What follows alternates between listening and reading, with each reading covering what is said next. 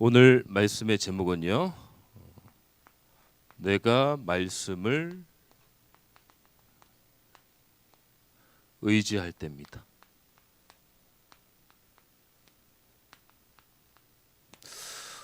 담임 목사님께서는 오직 예수 교회로 헌신 예배 설교차 출타하셨습니다. 그래서 준비하신 모든 말씀을 가감없이 선포하시고 돌아오실 수 있도록 계속적으로 기도 부탁을 드리겠습니다. 말씀은 곧 하나님의 말씀이죠. 그래서 저와 여러분들이 주일날 아침 일찍 나오셔서 피곤하지만 준비를 하고 나오시는 이유도 우리가 세상적인 말을 들으려고 온 게 아니잖아요. 하나님의 말씀을 우리가 받고 그 말씀의 인도 따라 순종하기 위해서 우리가 예배를 나오는 거죠. 그렇다고 할 때 말씀은 사실 우리의 인생의 전부라고 봐도 됩니다. 하나님의 말씀의 인도 따라 저와 여러분들이 우리의 인생관이 틀려지고 우리의 삶이 틀려집니다. 그래서 우리가 그냥 하나님 말씀 받는다 이런 수준이 아니라 우리가 정말 영적으로 깨어서 하나님의 말씀에 집중하며 하나님 말씀에 아멘으로 순종하고 나가야 될 줄 믿습니다.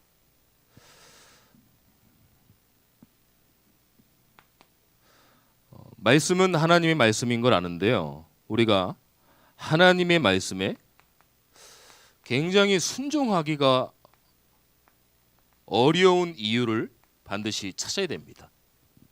왜 잘 안 될까요? 우리가 왜 안 되지? 넘어갈 게 아니라 왜 하나님의 말씀이 우리의 영혼 깊이 뿌리 내리질 못하고 우리가 아멘으로 순종하지 못할까?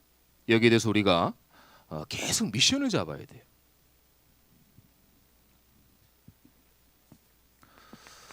여러 가지 이유가 있겠지만 이 불신앙이라는 것은 우리에게 계속 오죠. 염려도 계속 오게 되고요. 또한 의심마저도 와요. 근데 이게 나와 상관없이 계속 오니까 사실 밖으로 내뱉기는 좀 못하지만 내 자신은 굉장히 힘이 든 거예요. 하나님의 말씀이 나의 마음속에 뿌리 내리고 영혼 속에 뿌리 내려서 하나님 말씀대로 내 삶이 이루어져야 되는데 사실 이렇게 되지 못할 때가 너무나 많잖아요. 이게 우리가 각인이 돼 있습니다. 사실 복음에 뿌리 내려지고 복음이 치질되어지고 복음이 깊이 우리의 치질 가운데 뿌리 내려졌음에도 불구하고 우리가 여기에서 헤어나지 못하는 거예요. 그러다 보니까 하나님의 말씀으로 살아야 될 우리가 내 생각대로 사는 거예요. 그러니까 말씀을 봐도 하나님의 말씀은 반드시 응답되고 성취가 된다고 하는데 안 되는 거예요. 그러다 보니까 불신앙과 염려와 의심이 계속 오죠. 근데 이거는 사실 누구한테 말을 잘 못합니다. 이런 부분들을 우리가 제거해야 돼요. 이스라엘 백성들이 하나님의 택한 민족으로 부름을 받았는데요. 이스라엘 민족들은 계속 불신앙하고 염려를 합니다. 안 믿어지니까. 사실 10가지 재앙도 안타까운 게 뭐냐면 오죽 하나님이 안 믿으면 10가지 재앙을 너희들 좀 봐라. 내가 너희를 택했고 내가 너의 하나님이다. 이거를 보여주기 위해서 10가지 재앙을 행하신 거란 말이에요. 사실 안타까워야 돼요. 우리가 하나님 말씀 믿으면 아멘으로 순종하고 나가게 되는데 하도 못 믿으니까 이 파리, 메뚜기, 날강이 피로 되고. 근데요, 마지막 10가지 재앙에서 하나님이 완전히 모든 재앙을 끝나는 응답을 이스라엘 백성들이 허락을 합니다. 그게 뭐냐면 어린 양의 피를 다 발라라. 모세가 그럽니다. 하나님, 그러면 하나님의 자녀인 우리가 죽지 않습니까? 방법을 가르쳐줘요. 어린 양의 피를 죽여서 그 피를 문설주와 임방에 발라라. 그러면 죽음의 사자가 가면 뛰어넘어갈 것이다. 이렇게 얘기를 해요. 다 바릅니다. 순종하는 마음으로. 죽음의 사자가 오니까 안 바른 집들은 다 죽어요. 안타깝지만. 근데 딱 오니까 문설주와 임방이 어린 양의 피가 발라진 겁니다. 딱 보니까 그거를 죽음의 사자가 뛰어넘어갑니다. 그걸 뭐라 그러냐면은 유월절이라고 하는 거예요. 그러면 유월절 어린 양의 피가 지금 누구의 피입니까? 십자가에 친히 돌아가셔서 우리의 모든 죄를 해결하시고 내가 다 이루었다고 말씀하신 바로 누구예요? 주 예수 그리스도의 보혈의 피입니다. 우리가 예수 그리스도의 피를 의지하고 나갈 때 불신앙이 다 무너지는 거예요. 그러니까 우리가 이 부분을 해결을 해야 됩니다. 내가 해결하는 게 아니라 하나님이 해결하게 하시겠죠. 그리고 말씀이 순종이 잘 안 된다고 그래요.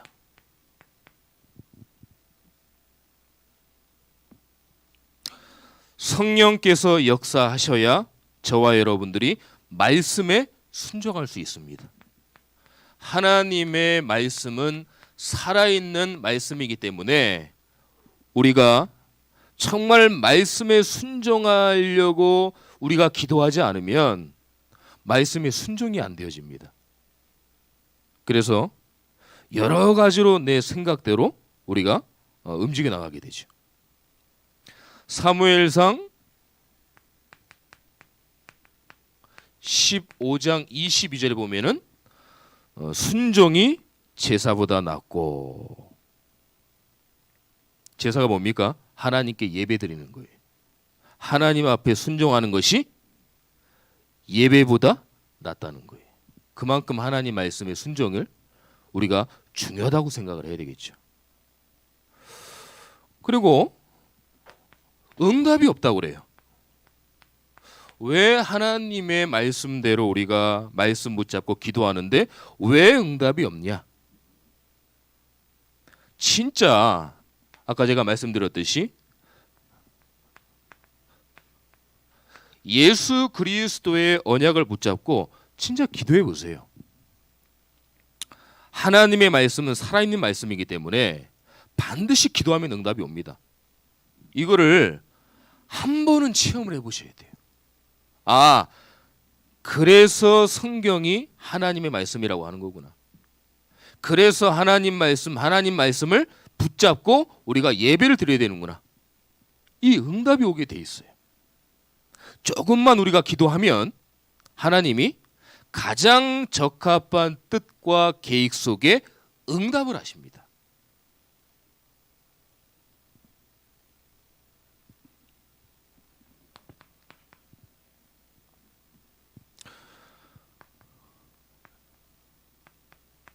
그리고요, 말씀과 현실이 다르다고 생각을 해요. 이게 개입이 있다고 합니다. 분명히 목사님을 통해서 말씀을 주셨는데 그 말씀 붙잡고 내 현장에 간다고 하면은 말씀이 성취된다고 했는데 당장 안 오거든요. 그러니까 말씀과 현실에 개입이 있다고 생각을 하는 거예요. 개입이 없는데요. 왜냐면 현실 자체가, 세상 자체가 하나님이 정복하고 다 이루셨어요. 근데 하나님의 말씀이 세상과 안 맞다? 절대 그럴 수 없죠. 내가 세상을 이기었노라 그랬잖아요. 하나님의 말씀이 당연히 응답되고 성취가 돼야 되는데 개입이 있다고 우리는 많이 생각을 합니다. 착각하는 거예요. 이따 또 말씀을 드리겠습니다.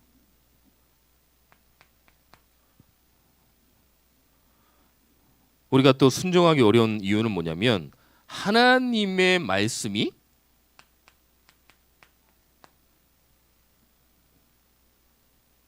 무지하다고 생각을 해요. 그래서요, 저와 여러분들은 계속 하나님 말씀을 들으셔야 돼요. 그래서 예배의 자리에 있어야 되고요. 예배 모든 우리가 말씀 듣는 자리에 항상 있어야 되는 거예요. 그래야만 하나님의 말씀이 나에게 응답이 되는 겁니다. 그럴 때 하나님의 말씀은 반드시 응답되고 성취되는구나. 제가 이제 많은 교회를 섬기면서 중직자분들이나 또 평신도분들이나 많이 보게 됐습니다. 또 하나님이 보게 하셨고요. 근데 지속적으로 끝까지 가시는 분들은 딱 이렇게 공통된 점을 보니까 하나님의 말씀을 항상 붙잡고 계시더라고요. 그분이 어떤 직이냐, 또 어떤 일을 아시냐, 어떤 학력이냐, 그거와 상관없습니다.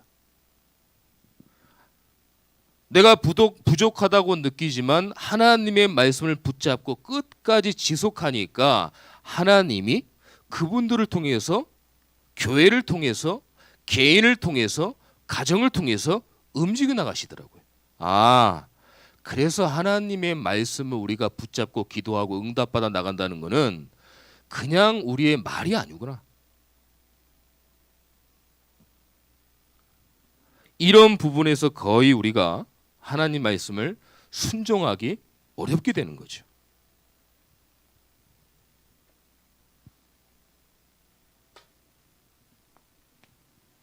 자, 그러면은요, 말씀을 의지했어요. 이제 말씀을 의지하고 순종을 하면 어떻게 되냐? 우리가 또 이 응답을 봐야 되겠죠. 일단 들어야 됩니다.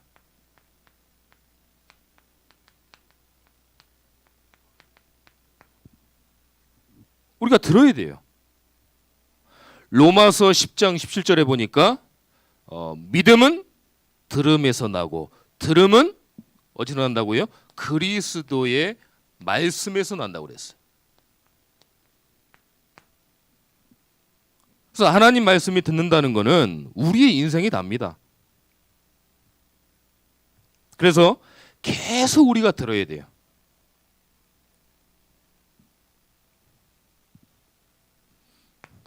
그래서 말씀 들을 때 집중할 때 역사가 일어나는 거예요. 하나님의 역사. 그래서 말씀에 대한 간절함이 있어야 됩니다. 말씀에 대한 절박함이 있어야 돼요. 우리가 무슨 일을 할 때 내가 이 일을 꼭 해야 된다 그러면 절박하잖아요. 간절하잖아요. 그럼 어떻게 돼요? 내가 하게 될 수밖에 없어요. 근데 말씀에 대한 절박함과 간절함이 없으면 뭐 하나님 말씀인가 보다. 그래 뭐 그냥 나 교회 나왔으니까 뭐 하나님 응답하시겠지. 이 정도 수준이지. 하나님의 말씀에 갈급하고 절박하다. 그럼 하나님이 가만 계시겠습니까? 절대 그렇지 않죠. 하나님이 그 평생 그분의 인생을 두고 축복하시고 응답하시는 겁니다. 그래서요. 담임 목사님께서도 계속 뭐 예배다 말씀이다 계속 지금 말씀을 주고 계시지 않습니까? 말씀에 대한 간절함과 절박함이 있어야 돼요. 내가 이 말씀 아니면 안 된다. 나는 말씀 들으면 안 들으면 안 된다. 이런 믿음을 고백하시기를 축원합니다. 그래서요. 모든 공예배를 조금 중요하게 생각을 하셔야 됩니다. 주일 오후, 오전, 오후 수요, 금요, 새벽 예배. 내 인생 자체가 예배 인생이 돼야 돼요.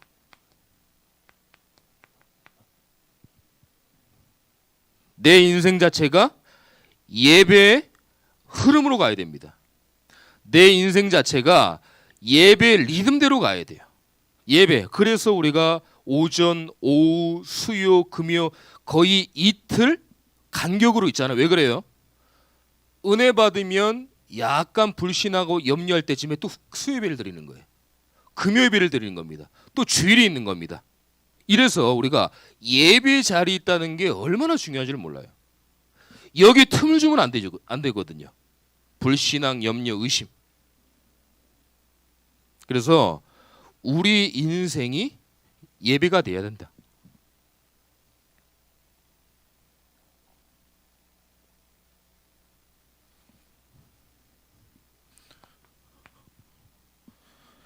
오늘 본문은 사실 예수님이 시몬 베드로에게 찾아옵니다. 아직 제자가 되기 전이에요. 오셨는데 베드로가 배를 가지고 물고기를 잡으니까 배에 이제 예수님이 오르십니다. 그래서 베드로야, 저기 좀 깊은 데 가서 그물 한번 던져봐라. 그러니까 이 베드로가 얘기를 하죠. 밤새도록 깊은 데 그물을 던지고 제가 계속 일을 했지만 잡히지가 않습니다. 하지만 내가 예수님의 말씀을 의지해서 그물을 던져보겠습니다. 이런 고백을 합니다. 그래서 말씀에 의지해서 베드로가 이제 깊은 데 들어가서 그물을 던져요. 근데 이게 어떻게 된 겁니까? 끌어올리는 순간 엄청나게 고기가 잡힌 거예요. 어느 정도 하냐면은 같은 일을 하는 이 친구들이 와서 같이 들을 정도로. 그러니까 이 베드로가 그때 예수님께 무릎을 꿇고 죄송합니다. 저는 죄인입니다. 제가 모르고 제 경험과 제 생각을 가지고 판단을 했네요. 그러면서 무릎을 꿇고 용서를 구해요. 그러니까 예수님이 괜찮다 하면서 이제는 너가 물고기를 잡지만 이제는 사람을 취할 것이다. 사람을 낚는 어부가 될 것이다. 그렇게 얘기를 하고 듣고 나니까 나중에 어떻게 됐냐? 모든 것을 버려두고 예수님을 따랐어요. 오늘 본문의 내용이 그렇습니다. 그러니까 저와 여러분들이 우리의 기준이 얼마나 많은지를 몰라요. 우리의 생각이 얼마나 많은지를 모릅니다. 우리의 경험, 얄팍한 어떤 지식. 베드로가 물고기 전문가거든요. 근데 그걸 내려놓고 말씀을 의지했다고 그랬어요. 그러니까 저와 여러분들이 하나님 말씀을 딱 들었을 때요. 갑자기 뭐 저 말씀이 뭔 얘기냐 이럴 때가 있습니다. 그걸 내려놓으셔야 돼요. 내 경험을 내려놔야 됩니다. 그렇게 되고 하나님의 말씀을 의지할 때 베드로 같은 응답을 받을 수가 있는 겁니다. 우리가 내려놔야 돼요. 내 경험을 내려놓고 내 기준을 내려놓고 내 생각을 내려놓고 내 얄팍한 지식을 내려놓고 하나님 말씀을 의지하면서 우리가 가야 되는 거예요. 이런 상황들이 사실 얼마나 많은지 모릅니다. 우리가 한 주간 살면서 하나님 말씀대로 살아야 되는데 하나님 말씀하고 너무 안 맞는 거예요, 현실이. 그렇지만 하나님의 말씀을 의지하고 가는 겁니다. 그러면 뒤의 응답은 하나님이 책임지시는 거예요. 오늘 하나님의 말씀의 내용이에요. 우리는 말씀을 그냥 읽고 끝나는 게 아니라 하나님의 본문의 말씀이 예배를 통해서 나를 통해서 뭘 하기를 원하실까 항상 붙잡아야 됩니다. 하나님은 말씀을 통해서 내가 어떻게 하기를 원하실까? 나에게 어떤 깨달음을 주실까? 이게 엘리트 전문가일수록 잘 안 되거든요. 왜냐면은 이 경험이 많기 때문에. 근데 하나님 기준으로 봤을 때는 경험이요 아무 의미 없습니다. 하나님 말씀이 더 대단한데요. 그러니까 이런 부분들이 엘리트 전문가가 뭐 필요 없다 그 말씀이 아닙니다. 그것도 중요하지만 우리가 내려놓고 하나님 말씀을 붙잡으라는 얘기예요.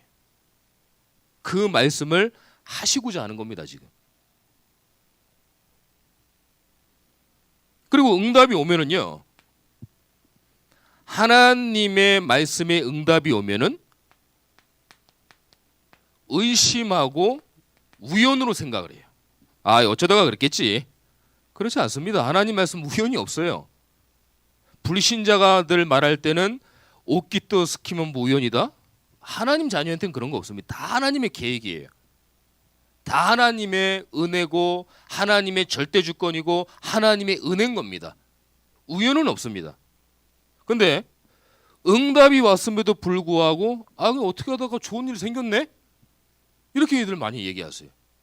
약간 교정해야 됩니다. 우연은 없습니다. 하나님의 은혜로 말씀이 응답이 된 거죠. 그러니까 여기에 우리가 의심하지 말아야 돼요. 그리고 하나님은 내 시간표에 응답이 안 왔다는 것이지 하나님은 우리 인생의 전체를 두고 응답을 하십니다. 나는 여기를 생각하지만 하나님은 내 인생 전체를 두고 응답하시는 거예요. 그러니까 응답을 원할 때 약간 늦을 수가 있는 거예요. 왜냐하면 전체를 보니까 하나님은. 근데 우리는 당장 하나님 주세요. 지금 너무 힘들고 급합니다. 그래서 하나님은 전체를 두고 우리 인생 전체를 두고 응답하시는 거예요. 그러니까 때로는 좀 늦을 수가 있죠.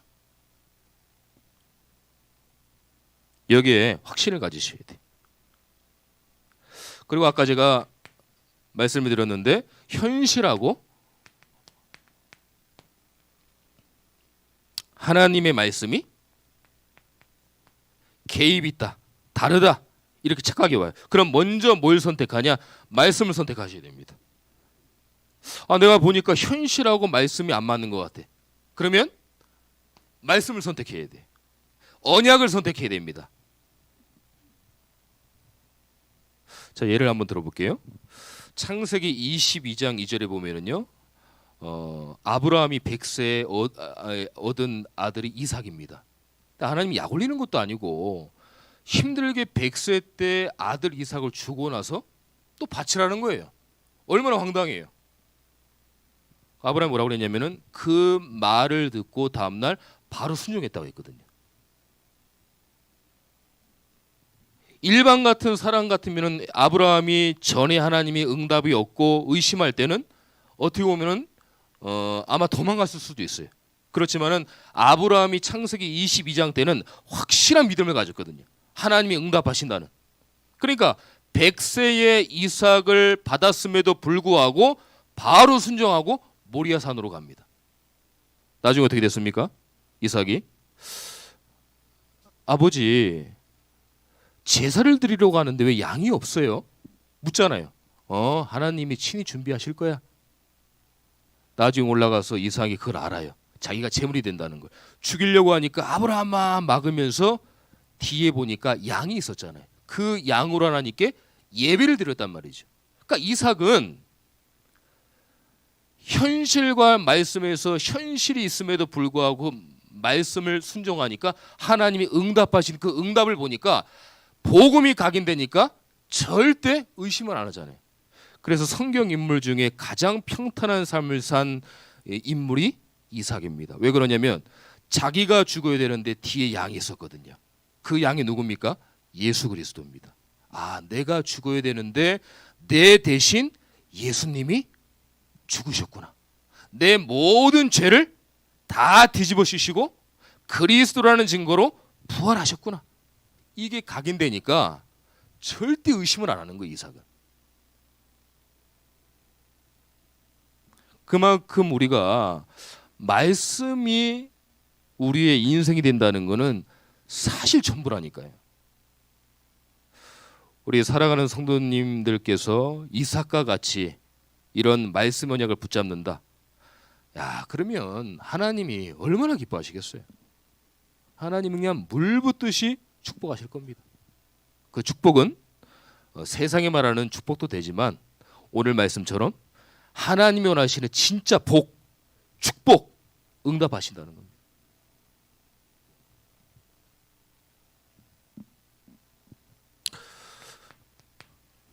그리고요, 저와 여러분들이 육신적인 것은 좀 양보하셔야 돼요.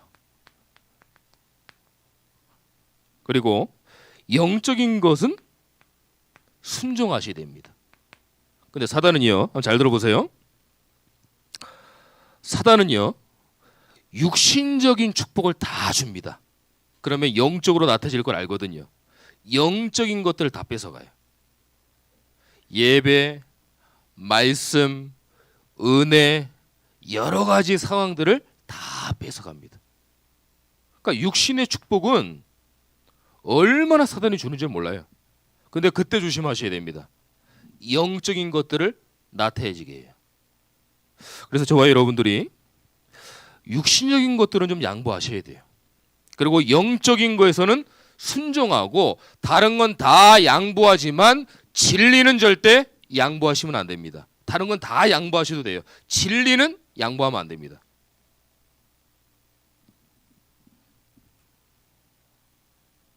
그래서 우리가 얼마나 하나님의 축복과 은혜를 받았음에도 불구하고 이런 부분에서 얼마나 우리가 흔들리는지 모릅니다.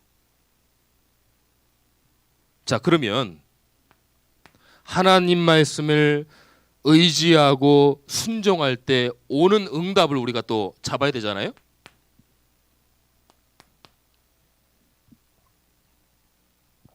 하나님의 말씀이 반드시 성취됩니다.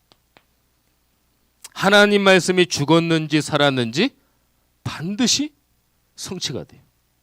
하나님 말씀 살았죠. 움직이죠. 하나님의 말씀을 붙잡고 나아가는 우리 모든 성도님들, 개인, 가문, 가정, 모든 교회마다 하나님의 말씀이 성취되길 예수 그리스도 이름으로 축원합니다. 진짜 이 맛을 한 번만 보셔도 정말 역사 일어납니다. 우리가 사실상 예배 드릴 때 이 부분에서 많이 놓치는 일이 많거든요. 저 또한 또 그럴 때도 있고요. 하지만 우리가 다시 마음을 다잡고 말씀을 의지해야 돼요. 그랬더니 6절에 보니까 어떻게 됐습니까? 말씀에 내 경험을 내려놓고 내 수준 내려놓고 말씀을 의지해서 가니까 어떻게 됐어요? 6절에 보니까 그물이 찢어지는 응답.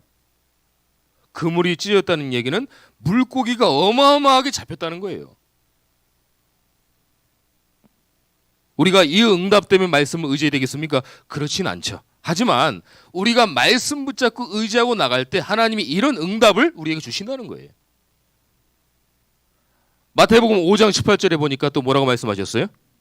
나 여호와 하나님의 말씀은 1.1획도 없어지지 아니하리라. 모든 책들은 다 지나갑니다. 그때는 맞고 지금은 틀리고, 그때는 또 틀렸는데 지금은 맞고. 근데 하나님 말씀은 어제나 오늘이나 미래나 어떻게 돼요? 동일하셔요. 똑같습니다. 그럼 사도행전의 이 응답이 성경 이대로만 끝날까요? 절대 그렇지 않죠. 지금도 하나님 말씀은 이루어집니다. 얼마나 억울해요. 지금 성경에 이렇게 많은 증거들이 있음에도 불구하고 우리가 이런 응답을 못 받는다고 하면은 사실 얼마나 억울합니까? 하나님은 살아계신 하나님인데. 그리고요, 베드로처럼 내가 연약하구나. 그리스도가 아니면 안 되는구나. 내 인생은 가장 겸손한 사람이에요. 나는 그리스도가 아니면 안 되는구나. 내가 이렇게 부족하구나. 내가 이렇게 연약하구나. 사람 앞에서는 당당한 척하지만 이렇게 연약하구나. 사람 앞에서는 당당해야 됩니다. 하지만 하나님 앞에서는 울어야 돼요. 울면서 그리스도가 필요하다고 계속 그리스도를 붙잡아야 됩니다. 얼마나 우리가 연약합니까?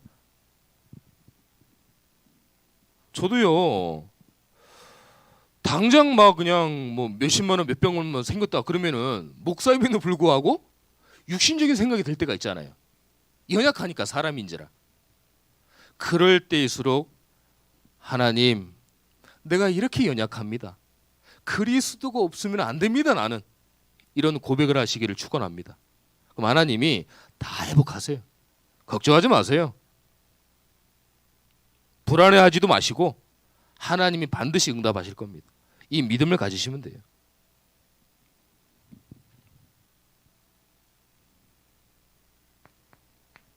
그러니까 베드로가 정확하게 예수님이 누구신지를 정확하게 깨닫게 되잖아요. 그러면 나중에 마태복음 16장 16절에 보니까 일생일대 고백을 하지 않습니까? 주는 그리스도시요 살아계신 하나님의 아들이십니다. 일생일대 고백을 합니다. 예수님에 대해서 정확히 알고 있는 거예요.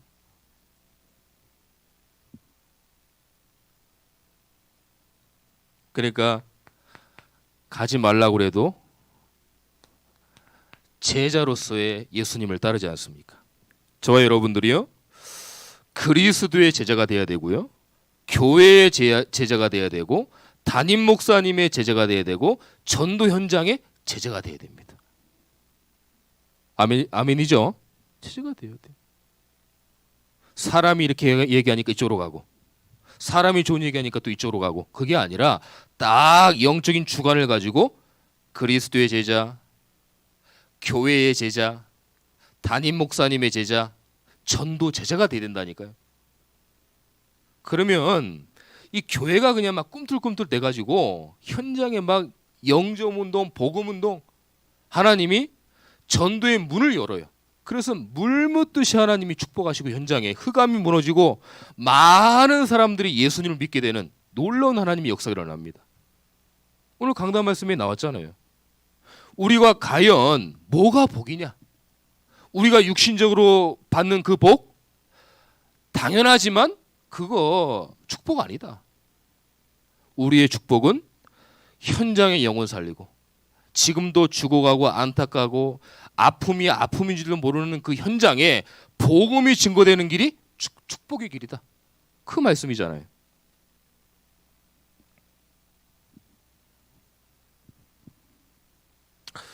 이제 결론의 말씀을 드리고 마치겠습니다. 저 혼자 너무 좀 흥분한 것 같네요. 예? 목소리가 크니까. 제 단점이 뭐냐면 작게 얘기를 못해요. 그래가지고 제가 막 이렇게 살살 얘기하는 게 뭐냐면 얘기하면 놀래요 사람들이. 그러니까 저는 좀 크게 해야 되는데 작게를 못해요. 그래서 놀라지 마시고 화내는 거 아닙니다. 화내는 거 아니에요. 자, 그러면 오늘 본문 3절에 보면은 이제 말씀을 우리가 의지했지 않습니까? 그럼 말씀을 의지해야 되는데 어떻게 의지를 해야 될까요? 이렇게 한번 기도해 보세요. 하나님, 말씀이 믿어지게 하옵소서. 하나님, 말씀이 들려지게 하옵소서.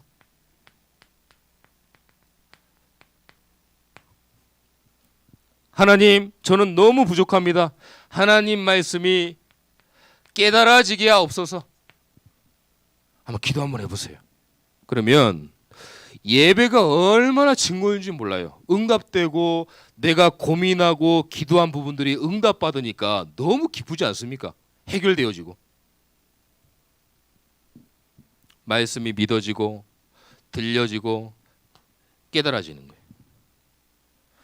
그러면은요, 어떤 마음이 생기냐면, 야, 이 겸손이 아닙니다. 야, 이건 하나님의 은혜구나. 어떨 때는요, 응답되잖아요.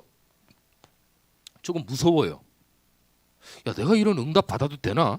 그럴 정도로 하나님의 모든 게 은혜라는 게 고백되어진다니까요.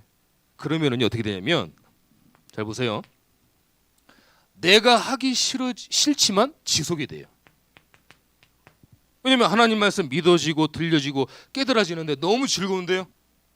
그러면 하나님의 은혜를 고백하니까 지속되는 거예요. 야, 내가 현장에 복음 전해야 되겠구나. 우리 교회에 오랫동안 못 나오시는 분이 계신데 찾아가서 말이라도 대화하고 차 한잔 마시면서 강단 말씀 주보주면서 포럼하고 이런 마음이 막 생기는 거예요. 그래서 정말 강단의 말, 제 설교는 안 들으셔도 됩니다. 저는 어차피 담임 목사님이 선포한 그 강단의 말씀을 여러분들에게 서포트하는 역할이에요, 사실은. 그렇기 때문에 제 설교는 안 들으셔도 돼요. 어차피 강단에서 나온 이 선포한 설교를 제가 조금 쉽게 간결하게 전달할 뿐이지 강단의 말씀을 소중하게 생각을 하셔야 됩니다. 그래서 녹취본 있잖아요, 녹취록. 그러면 유튜브를 틀어놓고 녹취를 같이 따라서 읽어 쭉 보세요. 이것만 해도 기도거든요. 그럼 강단의 말씀이 얼마나 은혜되는지 모릅니다. 그래서 자꾸 이렇게 보셔야 돼요. 말씀을 의지하고 말씀을 자꾸 나한테 가까이 오도록 해야 됩니다. 아니 남 얘기도 내 얘기를 집중할 때 노하우를 얘기해 주는 거지. 내가 노하우를 얘기를 해주는데 중요하게 생각을 안 하면 상대방이 전문가가 얘기를 안 해주잖아요. 마찬가지입니다. 하나님의 말씀을 들을 수 있도록 내가 이 말씀 아니면 안 된다는 간절한 마음으로 들어야 하나님 응답하는 거지. 뭐 그런가 보다. 그러면 하나님이 응답이 늦어지는 거죠.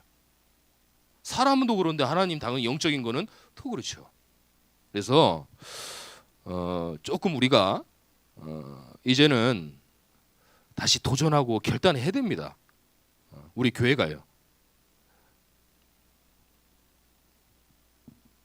그래서 교회에 그리고 예배 강단 말씀의 현장에 지속되어지는 거예요.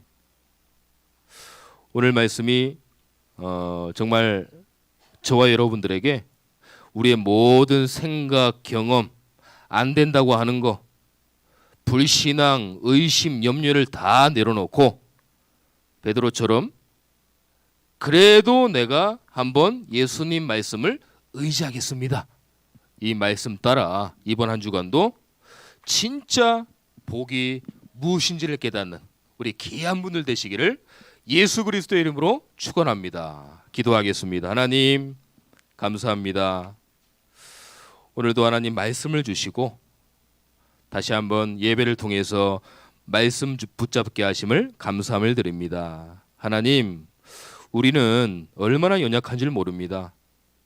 우리가 잘났다고 뽐낼 때도 있지만 바로 또 넘어지기도 하고 우리가 불신앙과 염려와 여러 가지 상황 속에 정말 시간 분초마다 나는 그리스도가 필요하다는 믿음의 고백을 하는 우리 귀한 성도님들 될 수 있도록 인도하여 주시옵소서. 정말 우리가 받은 복이 불신자들도 받는 그 복인데 이게 정말 참된 복일까요?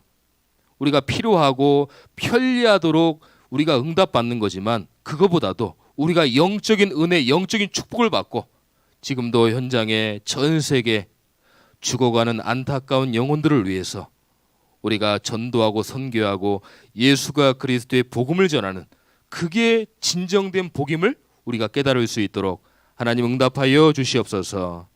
오늘 예배 속에 하나님께서 성령으로 역사해 주시고 우리 목사님 또 설교 말씀 선포하시고 돌아오시는데 안전하게 잘 돌아오실 수 있도록 하나님 응답하여 주시옵소서. 살아계신 예수 그리스도의 이름으로 기도드립니다. 아멘.